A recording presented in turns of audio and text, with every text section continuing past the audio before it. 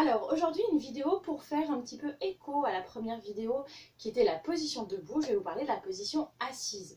Parce qu'au violon, on a l'habitude de faire court debout, qui n'est pas forcément la meilleure des habitudes, mais en réalité, en fait, dès qu'on va faire des ensembles avec des instruments qui, eux, ne se tiennent pas debout, comme des violoncelles, des pianistes, etc., dès qu'on va avoir des ensembles un petit peu étoffés, alors que le violon-piano, on se met debout, on va être assis. La deuxième chose, c'est que ça va être aussi la position de l'orchestre. Et c'est une position qu'on va finalement beaucoup utiliser, puisqu'on a beaucoup de répertoire pour violon qui est pour l'orchestre. Et ça reste aussi une des pratiques qu'on a tendance à faire pendant très longtemps, même quand on a arrêté de prendre des cours.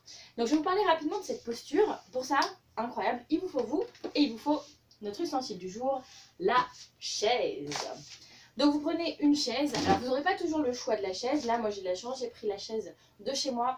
Première évidence, on a une chaise qui n'a pas d'accoudoir. L'accoudoir est l'ennemi des instrumentistes, puisque du coup il nous contraint en termes de largeur. Non pas pour les gros, mais pour l'amplitude de mouvement. Deuxième chose, cette chaise, dans l'absolu, il faut qu'elle ait une hauteur à peu près standard. Elle peut être un petit peu petite, il vaut mieux une chaise trop petite qu'une chaise trop grande. Je vais vous expliquer pourquoi. La première chose quand on s'assoit, c'est d'être toujours sur ses deux fesses, mais aussi sur ses deux pieds. Je vous montre dans le détail. Quand je suis sur mes deux pieds, même moi qui suis petite, mes genoux sont plus bas que mes fesses.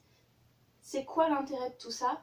Eh bien, la première chose en fait, c'est de pouvoir garder la cambrure naturelle du dos.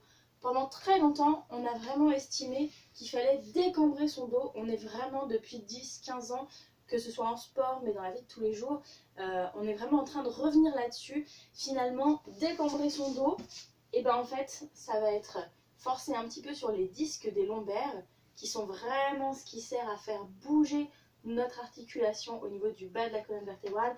Et on s'est rendu compte que c'était assez mauvais. Donc, première chose, je mets mes pieds au sol. Je suis très grand, ma chaise est de taille tout à fait normale, voire un peu petite. Alors, mes pieds, je peux les baisser. Deuxième chose, je ne sais pas si vous avez vu, deuxième chose, je peux le dire comme ça, ce serait plus sympa qu'en profil. Deuxième chose, je ne me mets pas au fond de ma chaise. Deux raisons pour ça. La première, on revient à cette hauteur de genou. Mes genoux, ils sont à la même hauteur que mes fesses. Du coup, mon dos, je suis en rétroversion du bassin. Donc, mes lombaires ne sont plus en fait dans leur position naturelle pour moi. Ça, c'est la première chose. La deuxième chose, c'est que du coup, je vais avoir tendance à m'appuyer un petit peu du coup à ce dossier de chaise parce que c'est plutôt sympa. Et en fait, ça va contraindre mes mouvements puisqu'en fait, on utilise notre dos entre les deux omoplates. À partir du milieu des omoplates, hop, on a le mouvement en fait qui vient jusqu'à l'épaule et de l'épaule jusqu'au bras.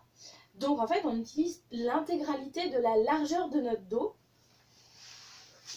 plutôt à partir d'ici, mais on utilise tout ça pour faire du violon. Donc je ne viens pas coller mon dos. Ça ne me sert à rien, voire ça me dessert. Aucun intérêt là-dessus. Donc je suis en avant de ma chaise, pas trop au milieu, parce que du coup si je veux avoir les genoux plus bas que mes fesses, en fait ça va me couper un petit peu au milieu des cuisses. Franchement, c'est pas agréable. Donc la position, c'est vraiment, je suis plutôt sur le bord de ma chaise.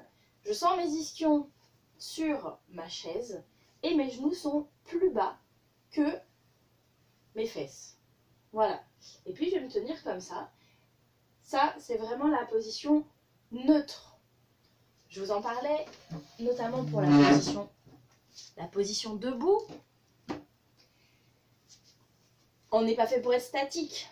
Notre colonne vertébrale, comme l'ensemble de nos articulations, sont faites justement pour qu'on bouge. Sinon, on n'aurait pas d'articulation.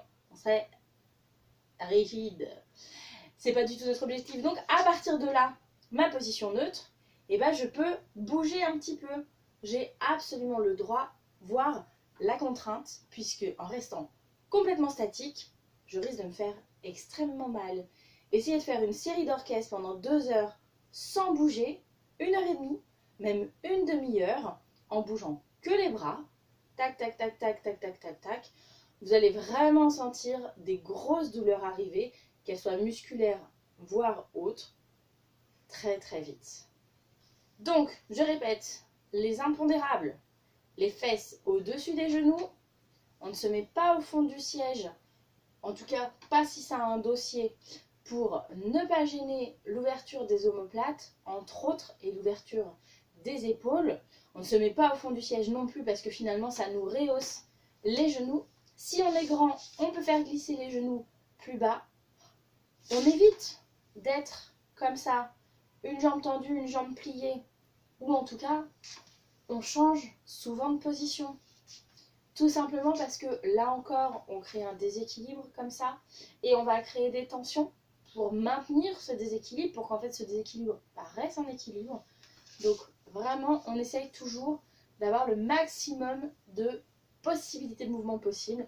Ce maximum de possibilités, c'est toujours avec notre axe vertical, notre fameuse colonne vertébrale. Passez une bonne soirée!